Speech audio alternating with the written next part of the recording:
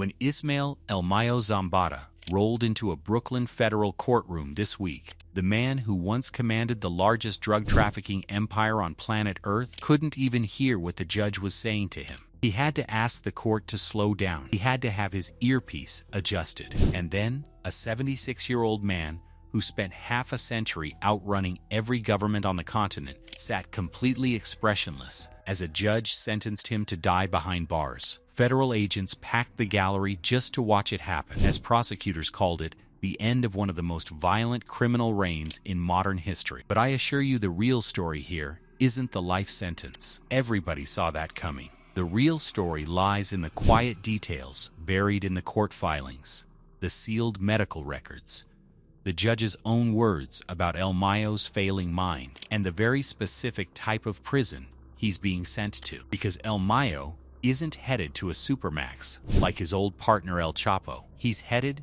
to a federal prison hospital, a locked-down medical facility for inmates whose bodies and minds are shutting down, the same kind of place where Bernie Madoff took his last breath and where the Unabomber died. That's the part the headlines conveniently skip over. But amidst all of this, here's what makes it truly unbelievable. El Mayo never lost. Not once. For almost 50 years, he was never captured, never arrested, never spent a single night in a Mexican prison.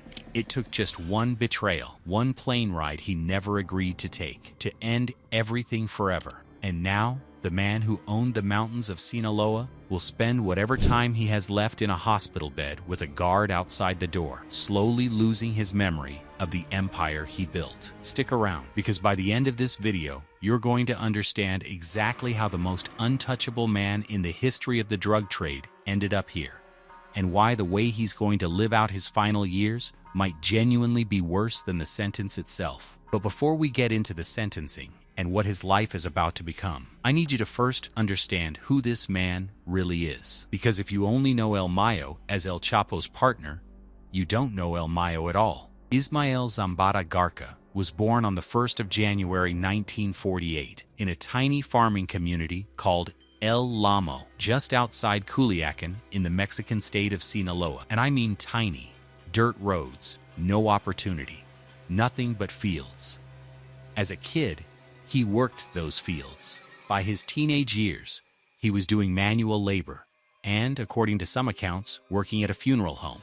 Let that sink in for a second. The man who would one day be blamed for tens of thousands of deaths started his working life around the dead. Now, Sinaloa in the 1960s wasn't like the rest of Mexico. The mountains there had been growing opium poppy and marijuana since before World War II. The drug trade wasn't some hidden underworld. It was the local economy. So when a young Zambada started moving into trafficking in the late 60s and early 70s, he wasn't breaking into some exclusive club. He was doing what half the ambitious young men in the region were doing. The difference is what he became.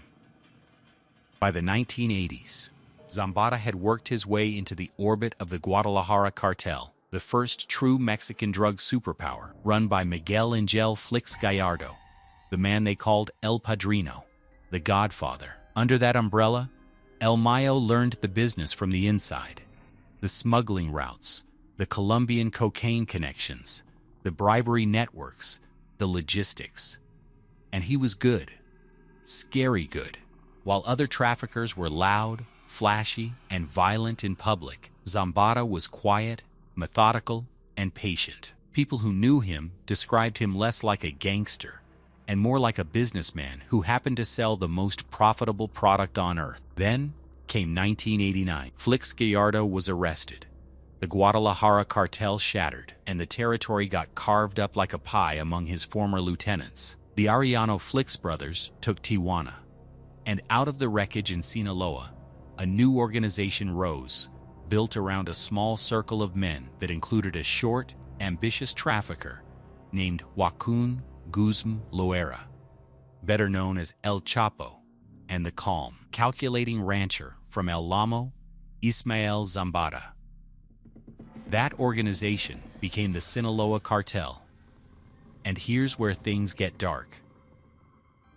Because make no mistake, El Mayo's reputation as the quiet businessman has always hidden a truly brutal reality. American prosecutors laid it out in black and white. This was a man who employed armies of sicarios, hitmen, who kidnapped, tortured, and murdered on his orders. When he pleaded guilty, El Mayo himself admitted, in open court, that he ordered killings. Not that violence happened around him, not that his people got out of hand, that he personally gave orders that ended human lives. And the wars he fought were some of the bloodiest in the history of organized crime. In the 1990s, the Sinaloa cartel went to war with the Arellano Flix organization in Tijuana, a conflict so vicious that the Arellano brothers actually tried to assassinate both Chapo and Mayo multiple times, and the fighting left bodies scattered across northwestern Mexico for years. El Mayo survived every attempt. His enemies, one by one, did not stay so lucky. Then, in 2008, came the war that changed Mexico forever. The Sinaloa cartel turned on its former allies in the Juarez cartel and fought for control of Ciudad Juarez, the single most valuable smuggling corridor into the United States. For about 4 years, Juarez became the most dangerous city on the planet. At the peak of the fighting, the city was seeing thousands of murders per year. Ordinary residents caught between cartel gunmen, mass shootings, bodies hung from bridges. By the time it was over, estimates put the death toll from that one conflict in the tens of thousands. And when the smoke cleared, Sinaloa had won. El Mayo's organization controlled the corridor. If you take the time and do your homework, you can find out that through all of this, every war, every massacre, every escalation, Zambada's name almost never appeared in the headlines. El Chapo was the famous one. El Chapo was on the Forbes list. El Chapo did the interviews and dug the tunnels and made the dramatic prison escapes.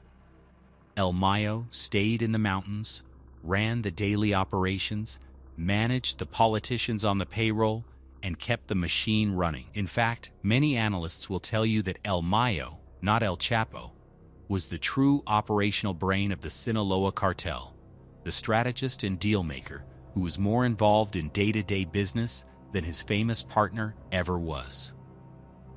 Now listen closely, 'cause what I'm going to say next brings everything together. There is one statistic about El Mayo that separates him from every other cartel boss in history. El Chapo was arrested 3 times. Flix Gallardo was captured. The Arellano brothers were killed or imprisoned. The Zetas' leaders were hunted down one after another. El Mayo Zambada, across roughly 5 decades in the drug trade, was never arrested. Not once. Not in Mexico. Not anywhere. He never spent a single day in a cell. Mexican Marines raided his camps and found warm food still on the table. He gave exactly one interview in his life, in 2010, to a legendary Mexican journalist, and in it, he said something chilling. He admitted he lived in constant fear of capture, and that he'd escaped the military 4 times, just narrowly. But he also made it clear the drug trade would never die with any one man. Because the moment a boss falls, another is already waiting. How exactly did he pull off staying free that long, you ask? Well, understand that El Mayo ran his life by a set of rules that most traffickers were too greedy or too vain to follow. He never chased fame. He never posted, never flaunted, never gave his enemies a pattern to track. He slept in a different location constantly, rotating between remote ranches deep in territory where a stranger couldn't walk a mile without being reported. He reportedly refused to stay anywhere with only one way out. He kept his circle brutally small, and he understood something his rivals never did, that the real product he was buying with all those bribes wasn't protection. It was information, warnings, a phone call 20 minutes before the helicopters arrived. That's why the Marines kept finding warm coffee and empty chairs. And ironically, the system worked so well that it survived even betrayal from inside his own bloodline. Because here's a detail most people don't know: El Mayo had already been betrayed once, by his own son. His eldest boy, Vicente Zambada, known as El Vicentillo, was groomed to be his heir. Captured in 2009, extradited to Chicago, and eventually made a deal with the U.S. government, Vicentillo became a cooperating witness, and in 2019, he took the stand at El Chapo's trial and spilled the cartel's secrets in open court to save himself. His testimony helped bury his father's partner for life, and even after that, even with his own son's words sitting in federal transcripts, describing the inner workings of the empire, the Americans still couldn't touch El Mayo himself. That's how deep the fortress went. For decades, it seemed like he might actually pull it off. The impossible ending, the cartel boss who dies peacefully, old and free, in the mountains he came from. One more thing you need to understand about the scale here, because numbers this big stop meaning anything unless you slow down. At its height, the organization El Mayo Co. operated in dozens of countries. It moved cocaine from South America, produced methamphetamine and heroin domestically, and in its final era, flooded the United States with fentanyl, the drug now driving the deadliest overdose crisis in American history. Prosecutors would eventually say it's difficult to even overstate the magnitude of his crimes. The sheer scale of the corruption, violence, and harm spread across Mexico, the United States, and the world. Tens of thousands of parents burying their children, entire regions of Mexico living under armed occupation, police forces, mayors, generals, bought and owned. That's the true footprint of the quiet man from El Lamo. And through it all, while governments fell and rivals died and partners went to prison, El Mayo just kept going, decade after decade. Like the business itself had chosen him as its permanent chairman. And that brings us to the main event. Because by the early 2020s, El Mayo had become, without question, the most wanted cartel figure alive. After El Chapo was extradited in 2017 and convicted in a Brooklyn courtroom in 2019, the entire weight of the American government shifted onto Zambada. The DEA wanted him. The FBI wanted him. Federal prosecutors had indictments waiting for him in multiple districts across the United States, New York, Texas, Illinois, California, and the U.S. State Department put a number on his head: $15 million. That was the reward for information leading to his arrest or conviction. One of the largest bounties ever offered for a drug trafficker, larger than what had been offered for most terrorists. $15 million. And for years, nobody collected, because you couldn't get to El Mayo. He didn't use phones the way others did. He moved constantly through the Sierra Madre Mountains, protected by rings of lookouts, corrupt officials, and entire communities that saw him as a benefactor. He'd spent decades spreading money through rural Sinaloa, and that loyalty was armor no drone or informant could easily pierce. The DEA reportedly came to believe he might simply never be caught. We know cartel bosses fall. We've seen it dozens of times. But this was different in one crucial way. El Mayo wasn't brought down by a raid, a wiretap, or an informant network. He was brought down by family, not his family, El Chapo's. Here's where things get interesting. After El Chapo went away for life, his sons, known as Los Chapitos, the Little Chapos, took over his faction of the cartel. And these were not their father's generation of traffickers. They were younger, flashier, more violent, and they bet the entire business on one product: fentanyl, the synthetic opioid that's been killing tens of thousands of Americans every single year. The Chapitos industrialized it, and the U.S. government responded by putting massive pressure on them specifically. One of them, Ovidio Guzum, was captured in 2023 and extradited to the United States. And once Ovidio was in American custody, the dominoes started falling in a way nobody saw coming. Because on July 25, 2024, another of El Chapo's sons, Joaquin Guzman Elpez, got on a small plane in Mexico, and El Mayo Zambada was on that plane with him. Hours later, that plane touched down at a tiny airstrip near Santa Teresa, New Mexico, just outside El Paso. Waiting on the tarmac were American federal agents, and just like that, no shootout, no raid, no manhunt. The most wanted drug lord on earth was in handcuffs on U.S. soil. Why did El Mayo, the most careful man in the history of the drug trade, get on that plane, you ask?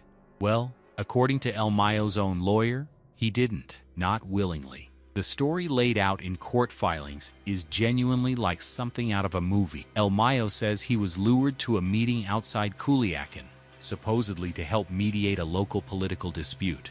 When he arrived, he was ambushed. He says he was beaten, tied up, hooded, forced into a truck, driven to an airstrip, and physically loaded onto that plane against his will by Joaquin Guzman Elpes and his men.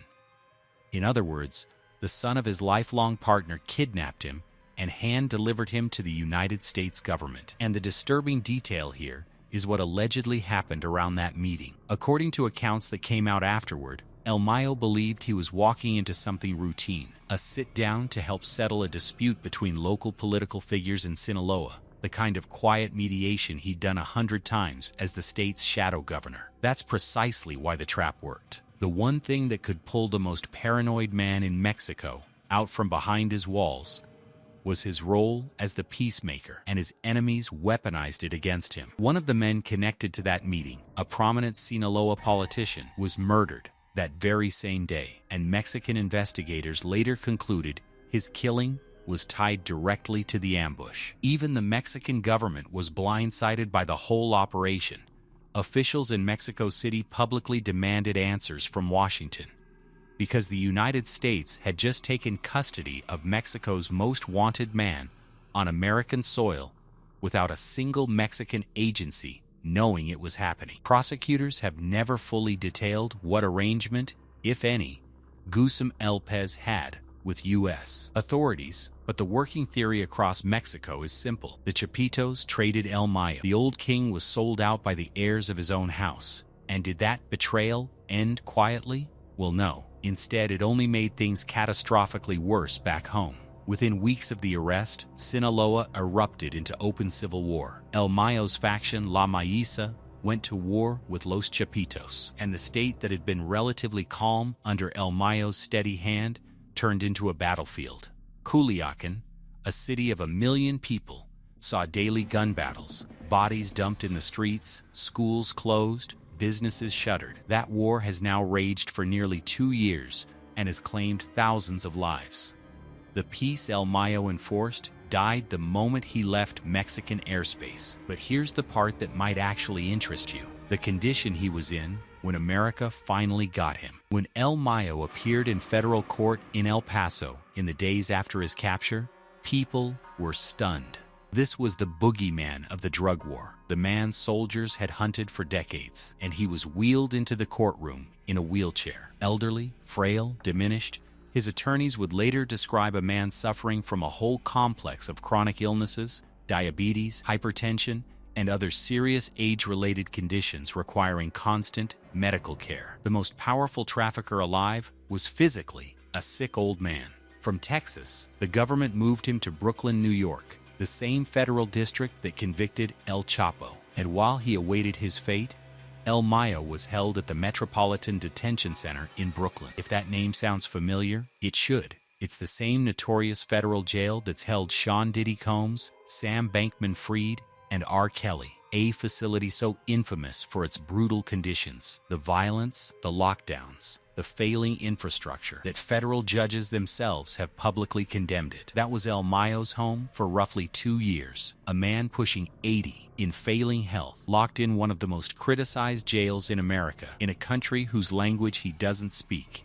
Thousands of miles from the mountains he never wanted to leave. Now let's talk about what he was actually facing. The charges against El Mayo were staggering. Federal prosecutors had built a 17-count indictment in the Eastern District of New York, and the centerpiece charges were the heaviest weapons in the federal arsenal, leading a continuing criminal enterprise, the so-called kingpin statute, plus racketeering conspiracy under RICO, along with allegations spanning drug trafficking conspiracies covering cocaine, heroin, methamphetamine, and fentanyl, conspiracy to commit murder in furtherance of the enterprise, money laundering, and firearms offenses. Prosecutors described him as one of the most prolific and powerful narco-traffickers in the world. And hanging over all of it was the ultimate question.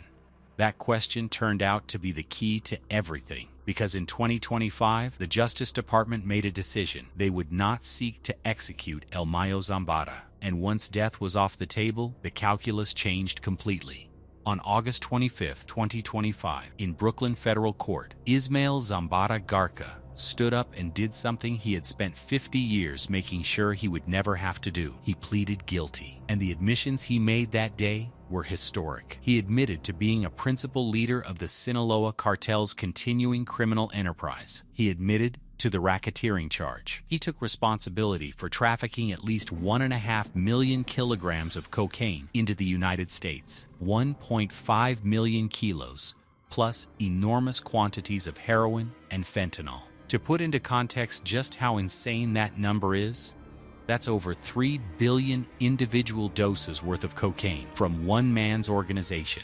He admitted to paying millions of dollars in bribes to police, military officers, and politicians at every level of the Mexican government. And he admitted to ordering murders, the kidnappings and killings that kept his empire intact. There would be no trial. Unlike El Chapo, who forced an 11-week spectacle that literally required shutting down the Brooklyn Bridge every time they moved him to court, El Mayo went quietly. His lawyer, Frank Perez, was adamant about one thing though, and this matters enormously in the cartel world. El Mayo, he insisted, was not cooperating. He did not become an informant. He gave up no names, not cartel members, not corrupt Mexican officials. He took his sentence and kept his mouth shut. In his world, that's the last piece of currency a man like him has. The charges he pleaded to carried a mandatory sentence, mandatory life. Which brings us to Monday, July 20th, 2026, sentencing day. The courtroom in Brooklyn was packed. DEA agents, prosecutors from 3 different states, reporters, sketch artists, and into that room walked El Mayo in a tan jail jumpsuit over an orange t-shirt, moving slowly and carefully as U.S. Marshals escorted him in.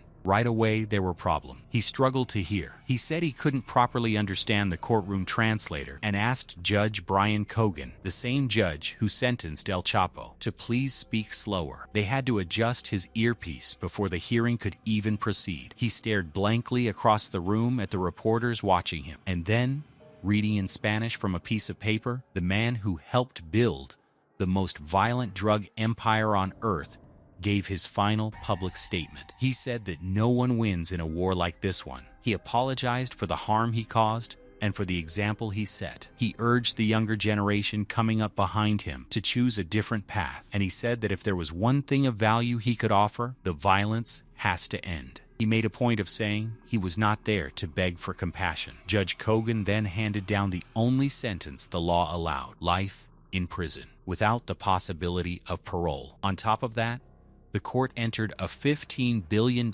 forfeiture judgment against him. $15 billion, representing the estimated profits of his criminal career. And here's an ironic detail. Prosecutors admit they haven't actually located most of that money, buried in the businesses and mountains and bank accounts of an empire that's still running without him.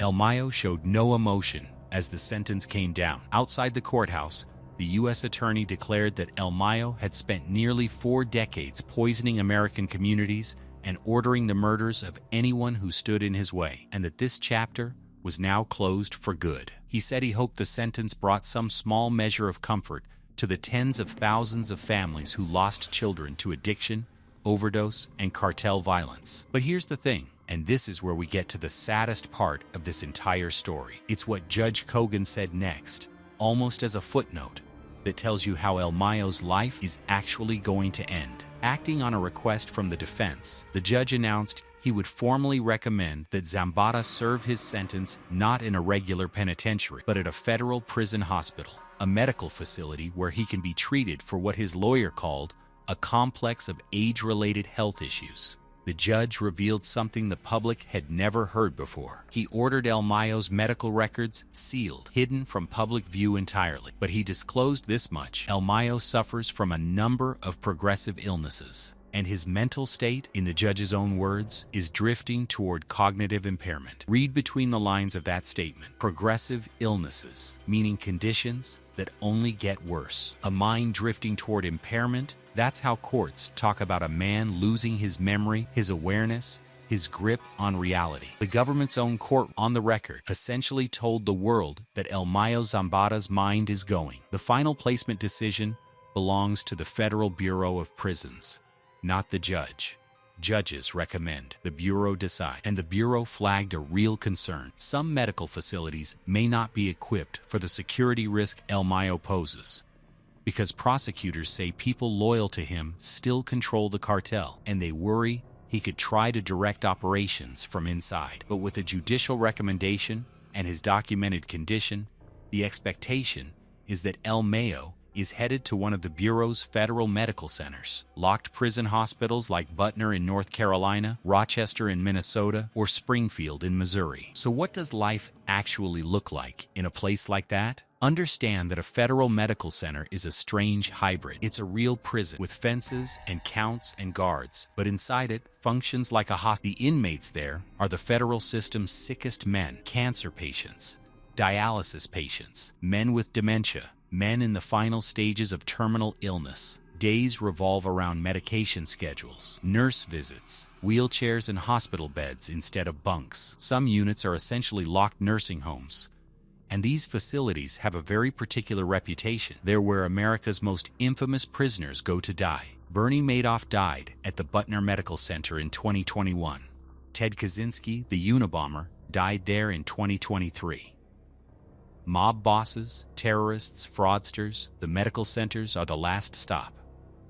Now picture his actual day. He'll wake up when the institution says he wakes up, likely in a medical unit cell or a shared ward room.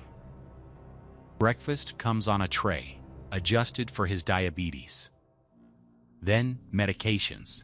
And for a man with his list of conditions, that's not one pill, that's a regimen, administered and logged by staff. Movement means shuffling behind a walker or being pushed in a wheelchair down polished corridors that all look the same. Visits are limited, monitored, and conducted through the machinery of a maximum security process. And given the government's fear that he could pass messages to the cartel, every letter he sends, every call he makes, every visitor he sees will likely be screened under some of the tightest communication restrictions the federal system can impose. Men like him often end up functionally isolated, because the very loyalty that protected him for 50 years is now the exact reason they can't let him talk freely to anyone. The nights are the worst part in facilities like these. According to people who've served time in them, the coughing down the hallway, the medical alarms, the periodic flashlight through the window as guards do their counts. It is, in the most literal sense, a place where you are kept alive and watched while you decline. That is El Mayo's future. And when you actually sit with it, the contrast is almost hard to process. This is a man who spent 50 years as the invisible king of the Sierra Madre. He owned ranches spread across the mountains. He moved through territory where entire villages served as his early warning system. He commanded thousands of armed men, moved billions of dollars, and outlasted every president, every general, and every rival who ever came for him. He told that journalist back in 2010 that his greatest fear was being locked in a cell, that he lived with panic at the thought of capture. And now? Now his world is a hospital wing with bars on the windows.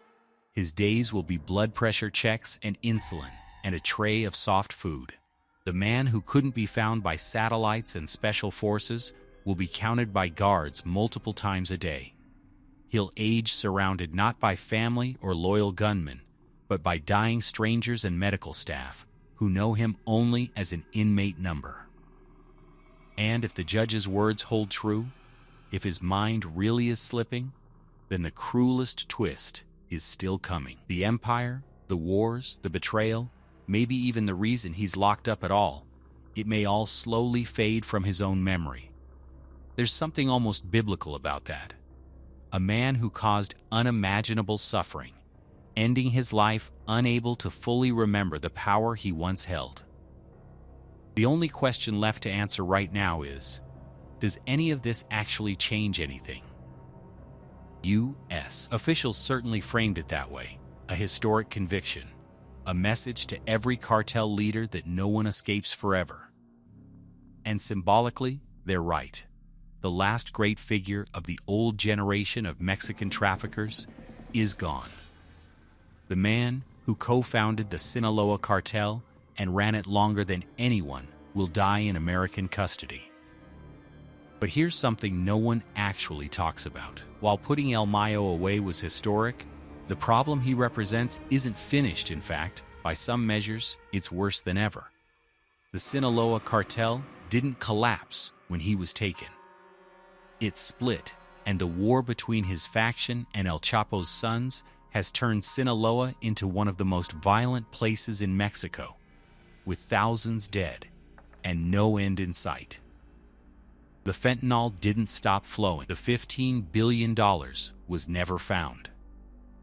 And prosecutors themselves admitted in court filings that people loyal to El Mayo still control large parts of the organization today. He predicted this himself 16 years ago in that one interview. Lock up the bosses, kill the bosses, it doesn't matter, because the replacements are already there. It's the one prophecy of his that came true exactly as he said it would. So El Mayo's story ends the way almost no one expected. Not in a gunfight in the mountains, not peacefully on a ranch, but fading away in a prison hospital bed in a country that hunted him for half a century. The most patient man in the history of the drug trade finally ran out of time. He's gone for good, but with a war still burning in his name and billions of his dollars still hidden somewhere in those mountains, we don't think his story is done being written.